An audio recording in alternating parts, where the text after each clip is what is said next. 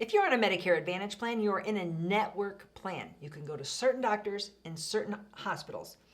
Doctors and hospitals that have agreed to be in your insurance company's network, and that can change. They can say, hey, our contract's up next month and we don't want to renew. In which case, you can no longer go to that doctor or that hospital unless you have a plan that allows you to go out of network and pay a higher fee, and those plans are going to be rarer. We're moving more to the HMO model where you're either in the network, and if you're out of the network, you are paying 100% to go to that doctor or hospital. So it's forcing you to see doctors and hospitals in your network. Now, why would a doctor or hospital go out of network? Money. The answer to all these questions is money. So the insurance companies are trying to negotiate the best deal they can. So they want to pay the hospitals the least amount of money. Well, the hospitals want to get the most amount of money. So they're fighting. And then they come to an agreement and they sign a contract. And maybe that contract lasts for 1 year. Well, then the year's up and they're like, we didn't make money on that contract. So when they negotiate, they say, we want more. And the insurance company says, no, we're not giving you more. And then they fight and then they break up. Then you get a letter saying that hospital is no longer in your plan's network. So they'll tell you, you can either go to that hospital still or doctor at a higher cost, or you can't go there at all with our insurance. If you go there, you're going completely out of pocket. So some insurance companies, they have a lot more delays and denials and red tape, and the doctors and hospitals get sick of it. So it's not that they're not paying them as much, as they're tired of all the bureaucracy. Typically, the smaller companies have a smaller network because it's very expensive for a company to build these relationships and put together these contracts and these networks. So the small companies typically have a very small network. And the larger companies typically have a larger network. But they also, because they're so large, because they can drive so much business to this doctor or to this hospital, they have the leverage to negotiate lower prices. And the doctors don't like lower prices.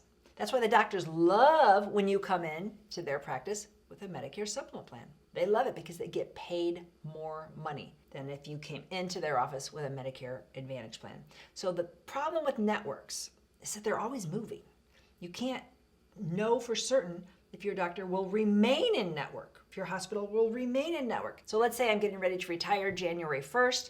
You call the Medicare Family, and we go through your list of doctors, specialists, your preferred hospitals, and we go, okay, this plan has all your doctors, hospitals, specialists in network. And you're like, great, let's do it. Let's enroll in this plan. So we enroll you in that plan. And 2 months from now, the hospital sends a letter and says, we're not going to be in the network anymore. And you're like, what? How did that happen? It's not public. We don't know when these contracts expire. We didn't know they were going to go out of network. So you're like, well, okay, I want to switch plans. No, that's not how Medicare Advantage works. They can go out of the network, but you are essentially locked in for the calendar year. There's certain exceptions where you could move to a different plan. Let's say you moved out of state, you have a disaster. There's certain exceptions. But in general, if you enroll in a Medicare Advantage plan, you're locking yourself in for a calendar year. And that's what it doesn't seem fair, that the government is not locking in these networks. They should. And if RFK, if you see this video or send this to RFK, you guys should make them lock in and commit for a calendar year. This is a grave disservice to do to our retirees. Because I only bought this plan because it said I could go to my doctor and my hospital. And I don't want the insurance company going, that's okay, just pick a new doctor. I've been seeing this doctor for 30 years. A lot of you can identify with that. I don't want a new doctor. I want my doctor. Or this is by far the best hospital. I want this hospital. Or this is by far the closest hospital. And I don't want to have to drive an hour and a half to the next hospital that might be in network. That is the risk you take when you buy Medicare Advantage. The networks are not locked in for a calendar year. You are locked in for a calendar year. You don't know what's going on behind the scenes, how the insurance company is treating your doctor with unnecessary delays and paperwork and prior authorizations and denials. And you don't know what they're doing to make your doctor really mad so that your doctor says, no more, I'm not going to be in that network anymore. And it's always in the headlines. I could pull up the headlines for the last 3 months and show you 10 different large hospital systems that are no longer in the network with this company or that company or several companies. And then next year, they got back together and they got back in network because the money got better for them next year.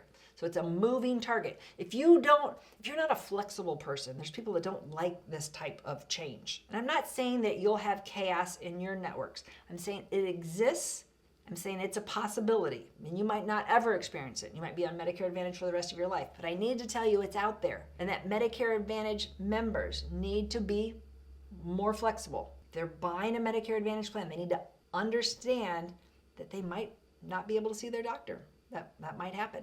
That actually happened to me, which was funny. 1, because I'm an insurance agent. 2, because my doctor was one of my best friends. It was awesome when I had to call her and say, hey, you're no longer in my network. I'm not going to go across town. And she's like, what?